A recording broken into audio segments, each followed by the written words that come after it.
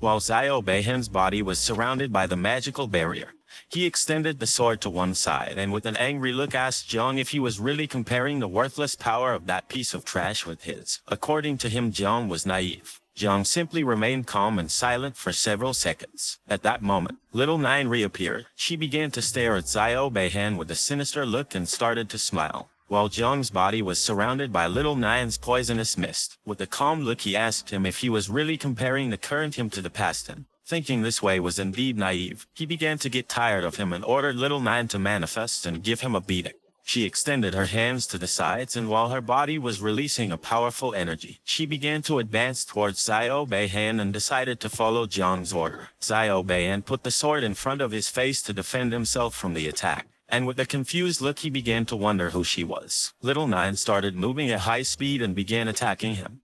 But he started blocking the attacks using the sword, no matter from which direction she attacked. He managed to block all the attacks. Upon seeing this, Jiang was surprised. With a perplexed look he began to wonder if he was using the energy of the protective sword. He did not expect Xiao Beihan to have this kind of ability at a moment like this. Luckily for Xiao Beihan, the beast appeared. It gave a great leap, opened its mouth and prepared to attack Little Nine. She and he started looking to one side and upon seeing this they went on alert. Jiang didn't take long to realize what was going to happen. He extended his hand towards her, causing his hand to start emitting the poisonous mist. He began staring intently at the beast and upon seeing that it had also awakened, he decided that now it was time to unleash all their power. He extended his hand towards the beast and summoned 2 dragons made of poisonous mist and gave them the order to corrode Xiao Beihan and cover Little Nine. He also summoned the small insects and told them that there was top-quality fierce beast meat. The first to arrive would be the first to eat the beast. Upon hearing this, they appeared, started advancing towards them and prepared to attack. Now that the dragons and small insects had appeared, Little Nine began running towards him and started smiling. Xiao Beihan put both arms in front of his face and thought this was not good since the sword's energy had been corroded and now he could no longer cause damage. The beast turned around, opened its mouth and seeing that Little Nine was ready to attack, began to roar to warn Xiao Beihan about the attack. Little Nine approached him and now that he could no longer block the attacks, she began to hit the magic barrier with all her strength. Her fists started impacting against the barrier and it gradually began to weaken. Jiang, who was nearby, started watching them and realized that Xiao Zhanguo favored some grandchildren over others, and for this reason it was much more difficult to defeat Xiao Beihan than Xiao Yuanwu. She began to hit even harder, and little by little the barrier started to crack. While her eyes were shining, she started staring at him. Xiao Beihan, who was inside the barrier, couldn't help but start sweating and panicking. Even though the barrier was strong, Little Nine was going to break it with blows. It was only a matter of time.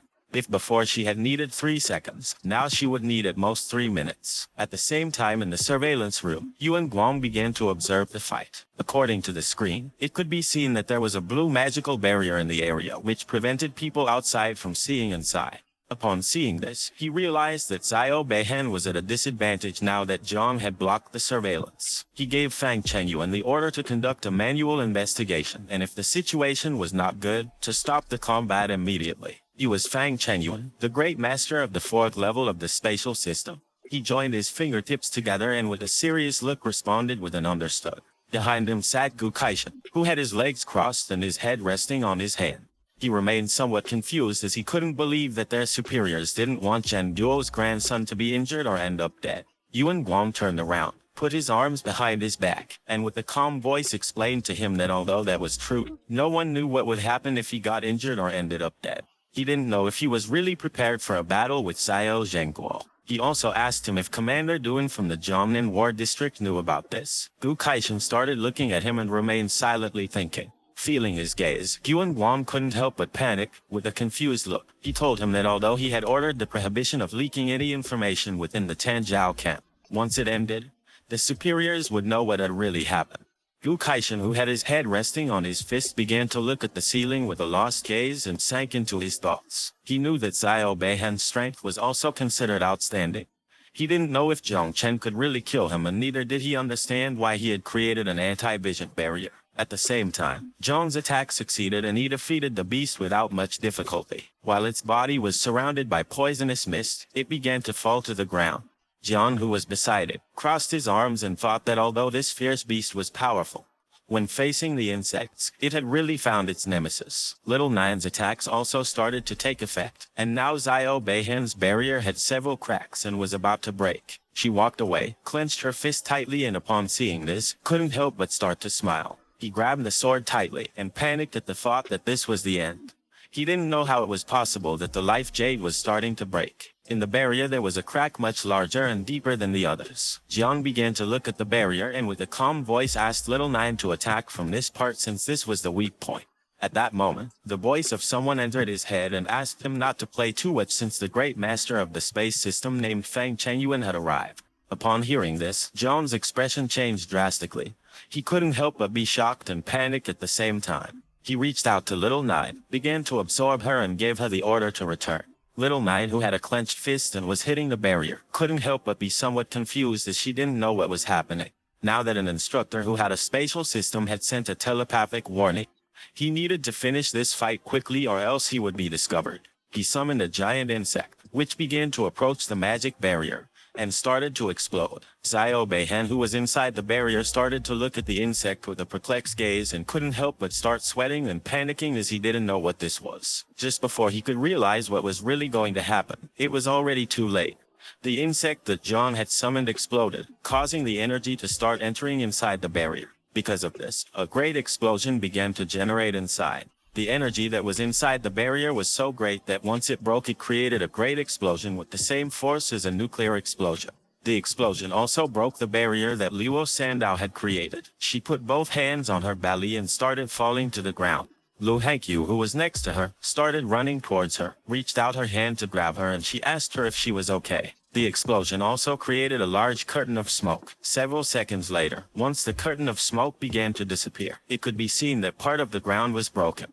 There were flags lying on the ground, and now all that remained of Xiao Beihan was his arm and his sword. Jiang approached the area, took his sword, started looking at the arm, and seeing that only his arm remained, he began to question whether he had been rescued by the great master. Now that he had doubts, he decided to take the arm first as interest since he would have the opportunity to recover the capital later. He approached Luo Sandao, threw her the sword, and asked her to take good care of the sword that belonged to her family. As little by little the sword was descending towards the ground, she raised her hands to catch it, and while she was starting to blush, she thanked him. Lu Hankyu picked up the flags that were lying on the ground, and Luo Sandao picked up the sword. Both approached Jiang.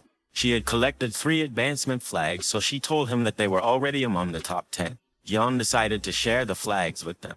But Lu Hankyu refused since she wanted to see him surpass Jiang Wushuang and win first place, and Luo Sandao also refused because for her having the sword was more than enough. At the same time, someone slammed the table hard. This person was Yuan Guang, and next to him was Fang Chengyuan.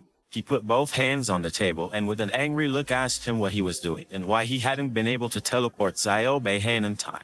At the beginning, he closed his eyes and stayed thinking in silence. Then he opened them and with a calm voice explained that the poisonous fog was too strong. His spiritual energy had barely approached it. He hadn't seen anything clearly and the energy was corroded by the poison. Then he heard an explosion. He had tried to teleport Xiao Beihan with all his strength, but it was already too late.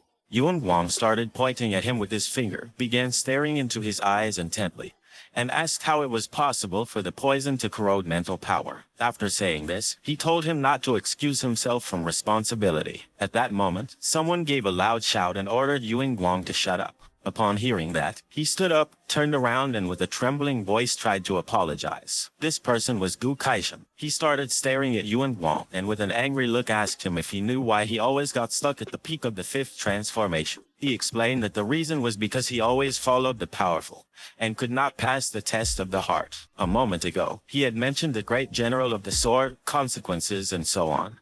And for this reason he hadn't even bothered to respond. If Gu Kaishan dared to do it, he also dared to assume the consequences on the battlefield. Even those invincible in 9 transformations could die in combat, so Xiao Beihan was nobody. Yuan Guang took several steps back, got a little nervous, and explained that he had not mentioned Xiao Zhenguo. He had only mentioned Commander Duan.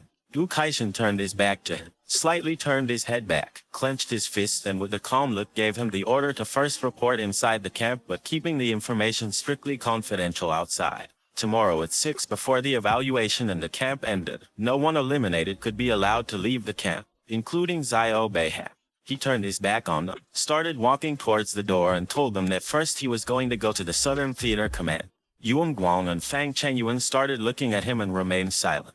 At the same time, a system window appeared in the sky and informed everyone that Xiao Beihan had been eliminated by Jiang Chep. Everyone started looking towards the sky, and upon seeing this, they couldn't help but be dumbfounded as they were unable to believe that Xiao Beihan had been eliminated. They were in shock and thought they had heard wrong since he was the legitimate grandson of the great general of the nation. In another part of the camp, a beast in the shape of a boar appeared. It tried to attack Tang Ying and Bai Fang, but they jumped and dodged the attack without much effort, causing its body to hit the ground. Tang Ying couldn't help but stay in shock. She couldn't believe that John had really eliminated Xiao Beihan. Bai Fang remained calm, and with a serious look thought this was very strange. In another part of the camp, a beast in the shape of a white lion appeared, but someone gave it a strong blow, causing its body to hit the ground. The person who had defeated this beast was Wushwang. He sat on top of the corpse of it, crossed his arms and started to smile, and thought that this was very interesting. This is the end of the video. If you guys want to see the next part, then don't forget to subscribe and like the video.